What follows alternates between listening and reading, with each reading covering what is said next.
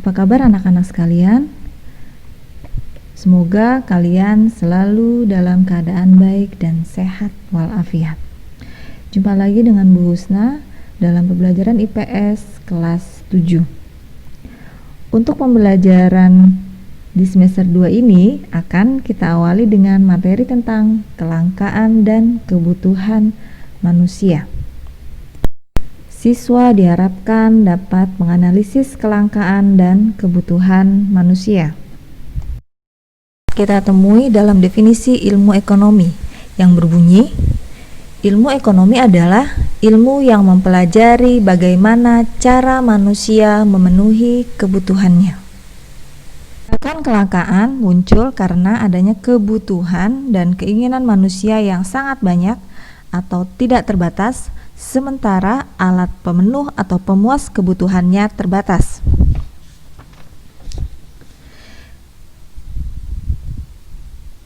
Jika definisi kelangkaan tersebut digambarkan dengan simbol matematika, maka simbol yang akan muncul adalah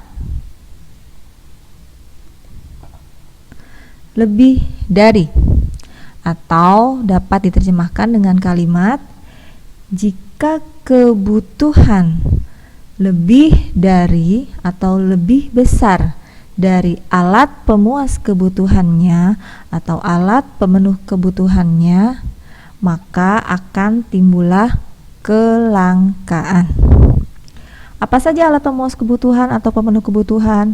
Bisa berupa barang, bisa berupa jasa. Ada 4 macam kebutuhan, yaitu kebutuhan berdasarkan intensitasnya, kebutuhan berdasarkan sifat, kebutuhan berdasarkan waktu, dan yang terakhir kebutuhan berdasarkan subjek. Kita akan membahas ini satu per satu. Pertama, kebutuhan berdasarkan intensitas. Kalian tentunya sudah pernah mendengar kata primer, sekunder, dan tersier. Ya, 3 kata ini merupakan jenis kebutuhan berdasarkan intensitasnya. Apa itu kebutuhan primer? Kebutuhan primer adalah kebutuhan yang paling mendasar bagi kehidupan setiap individu manusia. Kebutuhan primer adalah kebutuhan yang harus dipenuhi karena bila tidak dipenuhi akan mempengaruhi keberlangsungan hidup setiap manusia. Apa saja jenis kebutuhan primer? Yang pertama adalah sandang, kedua pangan, dan yang ketiga adalah papan. Atau jika kita menggunakan bahasa Indonesia atau bahasa umum, kebutuhan primer itu menyangkut tentang makan, pakaian, dan tempat tinggal. Kebutuhan selanjutnya adalah kebutuhan sekunder. Apa itu kebutuhan sekunder? Kebutuhan sekunder atau kebutuhan tambahan adalah kebutuhan lanjutan yang dibutuhkan oleh setiap manusia jika kebutuhan primernya sudah bisa dipenuhi. Contohnya adalah sekolah. Dalam kebutuhan primer ada tempat tinggal. Kita sudah memiliki tempat tinggal, tetapi tentunya ada kebutuhan lain yang harus kita penuhi, yaitu isi dari tempat tinggal kita, seperti lemari, kasur, alat rumah tangga. Nah, isi dari tempat tinggal kita itu, lemari, kasur, dan alat rumah tangga itu yang merupakan kebutuhan sekunder. Selanjutnya adalah tersier. Kebutuhan tersier adalah kebutuhan yang sifatnya mewah. Ya, setelah kita memenuhi kebutuhan primer dan sekunder kita, biasanya akan meningkat nih kebutuhan selanjutnya, yaitu tersier. Contoh yang paling mudah adalah kendaraan, mobil, atau motor. Nah, hanya saja kebutuhan ini tidak mutlak harus dipenuhi, tetapi harus disesuaikan dengan kondisi keuangan dari masing-masing orang.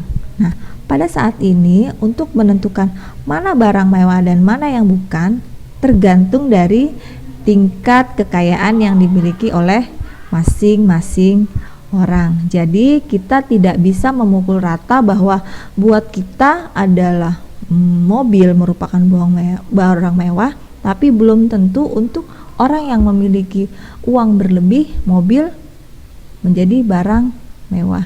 Atau buat orang lain, motor merupakan barang mewah, tapi buat kita mungkin saja motor merupakan barang sekunder, ya, barang sekunder. Oke. Adalah kebutuhan berdasarkan sifat. Yang pertama, kebutuhan jasmani, yang kedua, kebutuhan rohani. Apa itu kebutuhan jasmani? Kebutuhan jasmani adalah kebutuhan yang berkaitan dengan kondisi fisik manusia, mulai dari ujung kepala sampai dengan ujung kaki. Contoh yang paling mudah adalah makan dan olahraga. Kebutuhan rohani adalah kebutuhan yang berkaitan dengan jiwa manusia, atau dengan kata lain kebutuhan yang sifatnya ada di rasa, ya. Contohnya adalah ibadah dan rekreasi. Yang ketiga, kebutuhan berdasarkan waktu, dibagi menjadi dua, yaitu kebutuhan sekarang dan kebutuhan akan datang atau masa depan. Kebutuhan sekarang adalah kebutuhan yang sifatnya mendesak atau harus dipenuhi sekarang. Dengan kata lain, kebutuhan ini tidak bisa ditunda. Contohnya adalah makan dan berobat. Jika kita lapar, kita harus segera makan, atau jika kita sakit, kita harus segera berobat ke dokter atau mencari obat alternatif lainnya. Kebutuhan yang akan datang atau masa depan adalah kebutuhan yang pemenuhannya dapat ditunda, tetapi harus dipersiapkan dari sekarang. Contohnya, untuk umat Islam, pergi haji ke Mekah. Kita tidak bisa langsung ketika kita menginginkan untuk pergi haji, kemudian kita langsung pergi haji, tetapi perlu persiapan yang matang untuk bisa pergi haji dengan baik dan sempurna. Atau contoh lain, pada saat ini kamu masih duduk di bangku SMP. Kelak pada saat kamu menginjak bangku SMA atau akan menginjak bangku SMA, tentunya perlu dengan persiapan yang matang dari sekarang. Misalnya dengan belajar bersungguh-sungguh, apalagi jika kamu ingin masuk ke sekolah favorit impian kamu. Yang keempat adalah kebutuhan berdasarkan subjek. Ada kebutuhan individu dan ada kebutuhan kelompok. Kebutuhan individu tergantung dari profesi atau kegiatannya. Misal, seorang tukang ojek online dengan pelajar, tentu sangat berbeda kebutuhannya. Seorang ojek online membutuhkan kendaraan bermotor dan juga gadget untuk mendukung pekerjaannya. Sedangkan untuk pelajar membutuhkan seragam sekolah dan pakaian sekolah untuk menunjang pendidikannya. Kebutuhan kelompok. Kebutuhan kelompok adalah kebutuhan yang dibutuhkan secara bersama-sama oleh masyarakat luas. Misalnya, bangunan sekolah dan bandar udara. Faktor yang mempengaruhi kebutuhan manusia. Ada 7 faktor yang mempengaruhi kebutuhan manusia, yaitu jenis kelamin, tingkat pendidikan, kondisi lingkungan, tingkat iptek, tingkat pendapatan, status sosial, dan selera. Mari kita berikan contoh satu persatu dari 7 faktor ini. Yang pertama, jenis kelamin. Jenis kelamin tentunya akan mempengaruhi perbedaan kebutuhan. Kalau kita lihat secara kasat mata saja, kebutuhan berpakaian antara laki-laki dan perempuan sangatlah berbeda. Kemudian belum lagi kebutuhan bermain untuk anak kecil. Antara anak kecil laki-laki dan perempuan biasanya seorang ibu akan membedakan jenis permainannya. Yang selanjutnya adalah tingkat pendidikan. Antara siswa SD dengan siswa SMP, kemudian dibandingkan lagi dengan siswa SMA, tentunya memiliki kebutuhan yang berbeda. Contoh yang paling mudah adalah ketika kalian masih duduk di bangku SD dan pada saat kalian saat ini duduk di bangku SMP, tentunya mendapatkan uang jajan yang berbeda. Nominalnya sudah bisa dipastikan akan lebih besar pada saat kalian duduk di bangku SMP saat ini. Faktor yang ketiga adalah kondisi lingkungan. Kondisi lingkungan sangat besar pengaruhnya terhadap kebutuhan manusia. Contohnya adalah mereka yang tinggal di perkotaan tentunya sangat berbeda kebutuhannya dengan mereka yang tinggal di pedesaan atau di pegunungan. Kemudian tingkat iptek. Semakin tinggi ilmu pengetahuan dan teknologi yang kita miliki, tentunya juga akan memengaruhi kebutuhan kita terhadap barang atau alat yang mendukung ilmu pengetahuan dan teknologi tersebut. Contoh yang paling mudah adalah ketika dahulu kehidupan kita belum dilancarkan dengan internet, handphone yang kita miliki cukup dengan fasilitas menelpon dan SMS saja itu sudah merupakan atau sudah menjadi penutup kebutuhan kita sehari-hari. Tapi untuk saat ini tentunya selain handphone kita memiliki fasilitas menelpon dan SMS, harus didukung juga dengan fasilitas lain. Kemudian yang kelima adalah tingkat pendapatan. Semakin tinggi tingkat pendapatan seseorang, tentunya akan semakin besar pula kebutuhannya.